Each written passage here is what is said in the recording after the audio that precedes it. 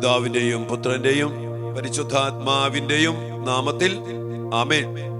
സ്വർഗീയ പിതാവേ, ഞങ്ങളുടെ കുടുംബങ്ങളുടെ ആഴങ്ങളിലേക്ക് അങ്ങ് ഞങ്ങളെ കൂട്ടിക്കൊണ്ട് വന്നുകൊണ്ട് യഥാർത്ഥമായ കൃപയില്, ദൈവിക സഹായത്തില്, സ്വർഗത്തിന്റെ സംരക്ഷണത്തില് ഞങ്ങളുടെ കുടുംബങ്ങളെ ബലപ്പെടുത്താനും കൃപയിൽ നിറച്ചെടുക്കാനും ശക്തിപ്പെടുത്താനും വേണ്ടി അങ്ങ് നൽകിയിരിക്കുന്ന ഈ പുണ്യദിനങ്ങളെ ഓർത്ത് ഞങ്ങൾ അങ്ങേക്ക് നന്ദി പറയുന്നു. പരിശുദ്ധ അമ്മ മാതാവേ, വിശുദ്ധ യോസേപ്പ് പിതാവേ, ഉണ്ണീശോയെ വലിയ മാതൃക പിഞ്ചെത്തുകൊണ്ട് ഞങ്ങളുടെ കുടുംബങ്ങളെയും കൃപയുടെ കുടുംബങ്ങളാക്കി സമാധാനത്തിലും സ്നേഹത്തിലും ഐക്യത്തിലും കാത്തു സൂക്ഷിക്കുവാൻ നിങ്ങൾ ഞങ്ങളുടെ കൂടെ ഉണ്ടാകണം. ഞങ്ങൾക്ക് വേണ്ടി പ്രാർത്ഥിക്കണം, ഞങ്ങളെ സഹായിക്കണം. ദൈവകൃപ നിറഞ്ഞ മറിയമേ സ്വസ്തി, കർത്താവ് അങ്ങയോട് കൂടെ സ്ത്രീകളിൽ അങ്ങ് അനുഗ്രഹിക്കപ്പെട്ടവളാകുന്നു. അങ്ങയുടെ ഉദരത്തിൻ ഫലമായ ഈശോ അനുഗ്രഹിക്കപ്പെട്ടവനാകുന്നു.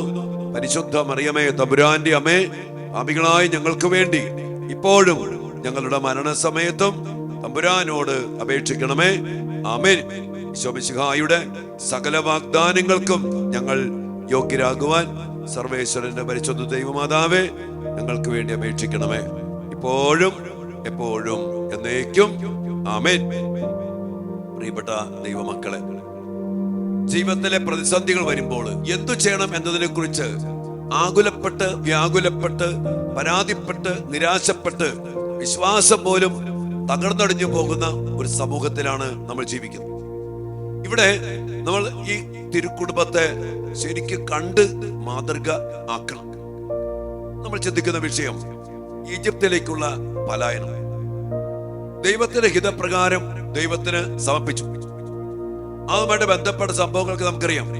ഈശോയെ കൊല്ലാൻ വേണ്ടി ഹെറോദേസ് തീരുമാനിക്കും. ഒരു വെറും രാജാവ്, ഒരു സാമന്ത രാജാവ്. പ്രിയപ്പെട്ടവനെ, ഈശോ സർവശക്തനായ ദൈവം, പരിശുദ്ധ ദൈവമാതാവ്, യോസേപ്പ് പിതാവ് വിളിക്കപ്പെട്ട് തിരഞ്ഞെടുക്കപ്പെട്ട വളർത്തുപിതാവ്, സ്വർഗത്തിന്റെയും ദൈവത്തിന്റെയും കയ്യൊപ്പുള്ള ഈ വ്യക്തിത്വങ്ങള്, ഈ ജീവിതങ്ങള്, ഈ പീറ എന്ന് പറയാവുന്ന രാജാവിന്റെ വിളംബരം എന്തുകൊണ്ട് സംഭവിച്ചു? ഇവർക്കെതിരെ എന്തുകൊണ്ട് ഇവര് ഈജിപ്തിലേക്ക് പലായനം ചെയ്യേണ്ടി വന്നു? ദൈവ സർവശക്തനല്ലേ? ഈ രാജാവിനെ തടയാൻ പാടില്ലേ? ഈ കുഞ്ഞുങ്ങളെ കൊല്ലല് അവസാനിപ്പിക്കാൻ പാടില്ലേ? പ്രിയപ്പെട്ടവരെ, പല ചോദ്യങ്ങളും നമ്മളും ദൈവത്തോട് ചോദിക്കാറുണ്ട്. എന്ത് ദൈവത്തെ ഇങ്ങനെ ചെയ്താൽ, അങ്ങനെ ചെയ്താൽ? നോക്കിയേ, മാതാവ് നമുക്കറിയാലോ, ഇവരെ പോലെ ദൈവത്തോട് ചേർന്ന് നിന്ന് സമർപ്പിച്ച ഒരു ജീവിതങ്ങൾ ഈ ലോകത്തിലില്ല. എന്നിട്ട് പോലും ഇതുപോലെ സ്വന്തം നാടും ദേശവും എല്ലാം വിട്ട് ഈജിപ്ത്, നമുക്കറിയാലോ, എല്ലാം വിട്ടുപേക്ഷിച്ച് പോകുന്നത് ഈജിപ്തിൽ നിന്ന്. ഈജിപ്ത് പറയുന്നത് തന്നെ അത്രമാത്രം തിന്മ നിറഞ്ഞ, പൈശാചികത നിറഞ്ഞ അടിമത്തത്തിന്റെ ആ രാജ്യത്തേക്ക്, സ്ഥലത്തേക്ക് ഇവരെ വിടാന്ന് പറഞ്ഞാൽ ഓർത്തേക്ക്. അങ്ങനെ പറയുമ്പോ അവര് പരാതിയില്ല, ദൈവത്തോട് ചോദിക്കുന്നില്ല. എന്തുകൊണ്ട് ദൈവമേ ഈ അവസ്ഥ ചോദിക്കുന്നില്ല? ദൈവഹിതത്തിന് സമർപ്പിച്ച് സ്വപ്നത്തിൽ ലഭിച്ച, ദർശനത്തിൽ ലഭിച്ച സന്ദേശമനുസരിച്ച് ഒന്നും ചോദിക്കാതെ മാതാവിനെയും ഈശോയും കൂട്ടിക്കൊണ്ട് യോസേപ്പ് പിതാവ് ഈജിപ്തിലേക്ക്, അതും ഈജിപ്തിലേക്കുള്ള യാത്ര നമുക്കറിയാം. നമ്മൾ ഹോളി ലാൻഡിൽ പോയിട്ട് ഈജിപ്തിലേക്ക് പോകുമ്പോ അത്രമാത്രം ദൂരം കഷ്ടപ്പെട്ട് മരുഭൂമിയിലൂടെ ഈ കൊച്ചനെയും അമ്മയും ചുമന്നുകൊണ്ടുന്ന പോലെ നടന്നു പോകുന്ന യോസേപ്പ് പിതാവും ആ തിരുക്കുടുംബം. എന്റെ പ്രിയപ്പെട്ട ദൈവമക്കളെ, പ്രതിസന്ധികൾ വരും, ഒത്തിരി പ്രതികൂലങ്ങൾ വരും. ഇതൊക്കെ വരുമ്പോ നമ്മുടെയൊക്കെ സ്വഭാവത്തിന്റെ അടിസ്ഥാനം ദൈവത്തെ കുറ്റപ്പെടുത്തുക, ദൈവത്തെ പഴിക്കുക. ഞാൻ എന്തോരെ പ്രാർത്ഥിച്ച്, ഞാൻ ഇങ്ങനെ ജീവിച്ചിട്ട് എന്ത് ഫലം ഉണ്ടായി, എന്ത് ഗുണമുണ്ടായി, ഇങ്ങനെ പറഞ്ഞ് ദൈവത്തോട് മല്ലടിക്കുന്ന ഒരു സമുദായത്തില്, ഒരു സമൂഹത്തില്, ഒരു കുടുംബത്തിൽ നമ്മൾ ജീവിക്കുമ്പോ ഈ തിരുക്കുടുംബത്തിന്റെ മാതൃക നമ്മൾ അനുകരിക്കണം.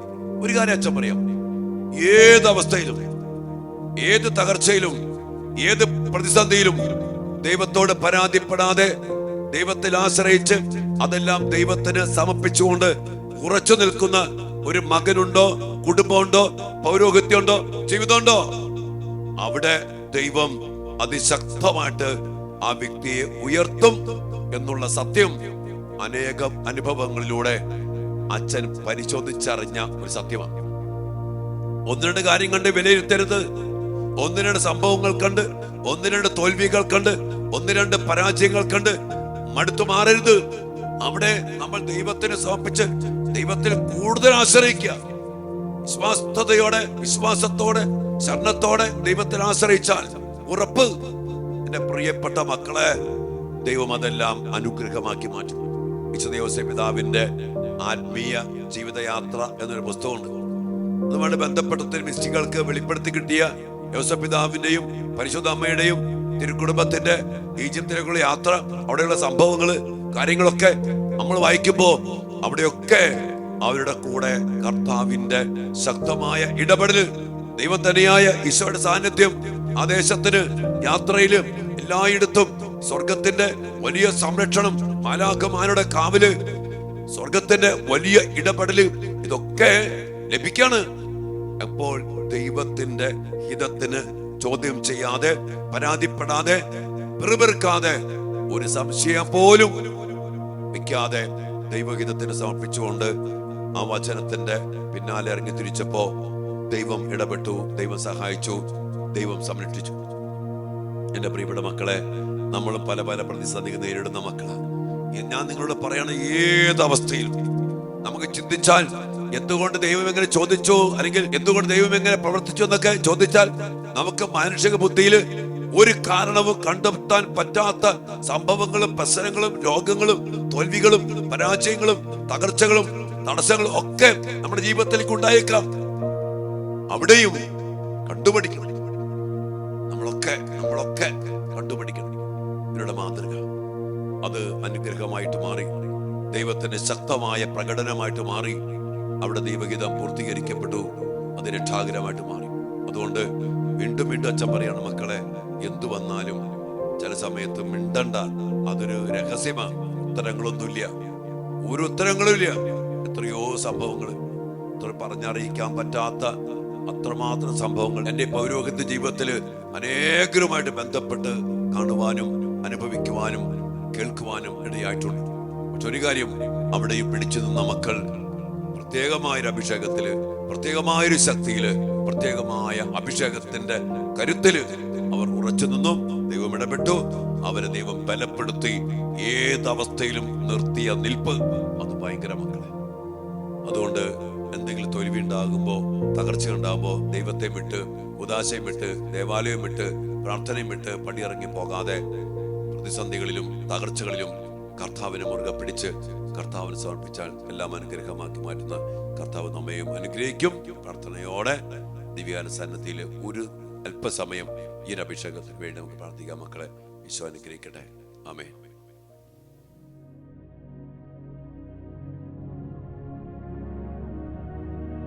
പരിശുദ്ധ പരമ ദിവ്യ കാരുണ്യത്തിന് നേരവും ആരാധനയും സ്തുതിയും പുകഴ്ചയും ഉണ്ടായിരിക്കട്ടെ.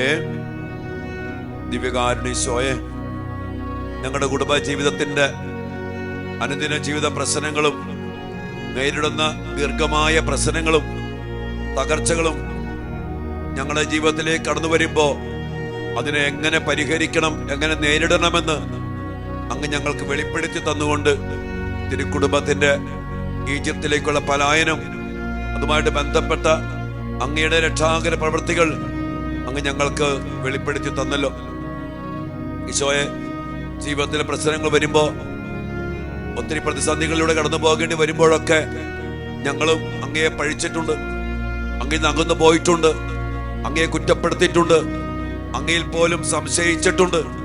എന്നാൽ കർത്താവേ, ദൈവത്തിന് ഇതുപോലെ സമർപ്പിച്ച്, ഇതുപോലെ വിട്ടുകൊടുത്ത് ജീവിച്ച തിരുക്കുടുംബത്തിന് ഈ പ്രശ്നങ്ങളും തകർച്ചകളും ഈ ഒരു പലായനവും ഒക്കെ കടന്നു വന്നപ്പോ ഒട്ടും പരാതിപ്പെടാതെ ദൈവഹിതത്തിന് സമർപ്പിച്ച് സ്വർഗത്തിന്റെ സഹായത്തിൽ മുന്നോട്ട് പോകുവാൻ കൃപ നൽകി അനുഗ്രഹിച്ചല്ലോ. ആ കൃപയുടെ നിറവിന് വേണ്ടി ഞങ്ങൾ പ്രാർത്ഥിക്കുകയാണ്. ഇപ്പോൾ പോലും പല പല പ്രശ്നങ്ങള്, പല പല പ്രവാസങ്ങള്, കടബാധ്യതകള്, കട്ടപ്പാടുകള്, ഒത്തിരിയേറെ തകർച്ചകള്, പല പല ബാധ്യതകള് ഞങ്ങളുടെ മേലും ആധിപത്യം ഉറപ്പിച്ചിട്ടുണ്ട്.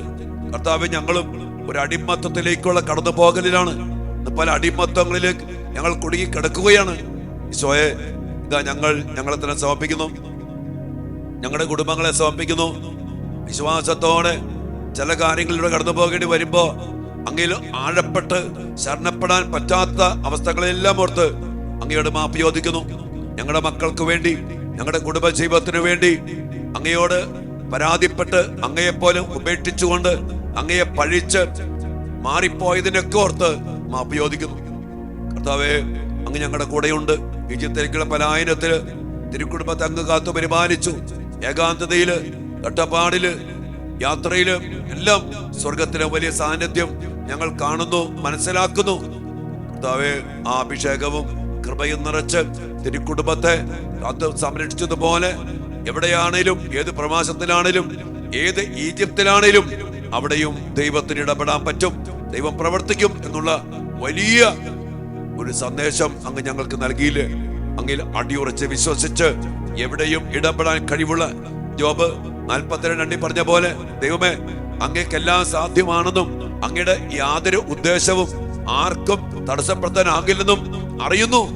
ആ തിരിച്ചറിവ് ഞങ്ങൾക്ക് നൽകണമേ. അങ്ങനെ ആ തിരിച്ചറിവിൽ നിന്ന് വിശ്വാസത്തോടെ, പ്രത്യാശയോടെ, ശരണത്തോടെ ഏത് അവസ്ഥയിലും അങ്ങിൽ ആശ്രയിച്ച് മുന്നേറാൻ ഞങ്ങൾക്കും ഞങ്ങളുടെ മക്കൾക്കും ഇടയാകട്ടെ. നമ്മുടെ വേദനകളൊക്കെ സമർപ്പിക്കും. മക്കളെ, അടിമത്തങ്ങളും ബാധ്യതകളും പ്രവാസം പോലുള്ള ജീവിതവും യാത്രകളൊക്കെയാണ് നമ്മളിപ്പോൾ ചിലപ്പോഴെങ്കിലും നേരിട്ട് കൊണ്ടിരിക്കുന്നത്. എല്ലാം സമർപ്പിക്കും. നമ്മുടെ പരാതികളും ദൈവത്തോടുള്ള സങ്കടങ്ങളും എല്ലാം നമുക്ക് ഈശോയുടെ മുമ്പിൽ തന്നെ സമർപ്പിക്കാം. നമ്മുടെ മക്കളെ സമർപ്പിക്കാം. തോറ്റുപോയ മക്കള്, രക്ഷപ്പെടാൻ പറ്റാത്ത വിധം പല അടിമത്തിൽ കുടുങ്ങിപ്പോയ മക്കള്, ദൈവത്തെ വിട്ടുപേക്ഷിച്ചു പോയ മക്കള്, നമ്മുടെ കുടുംബങ്ങളെല്ലാവരെയും സമർപ്പിക്കാം. മക്കളെ, ഈശോ ഞങ്ങളെ അനുഗ്രഹിക്കണം, ഞങ്ങളുടെ കുടുംബങ്ങളെ മോചിപ്പിക്കണം.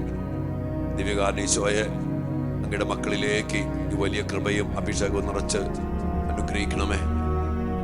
വലിയ പ്രാർത്ഥനയോടെ ഈശ്വരാശീർവാദത്തിന് വേണ്ടി നമുക്കൊരുങ്ങാം. മക്കളെ,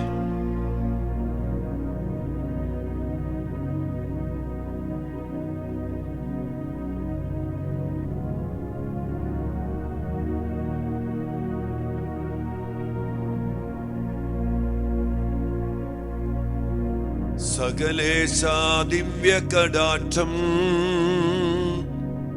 തൂകണമേ വത്സല സുതരിൽ, നിർമ്മലരായി ജീവിച്ചിടുവാൻ ചിന്തണമേ ദിവ്യവരങ്ങൾ, ചിന്തണമേ ദിവ്യവരങ്ങൾ, ചിന്തണമേ ദിവ്യവരങ്ങൾ.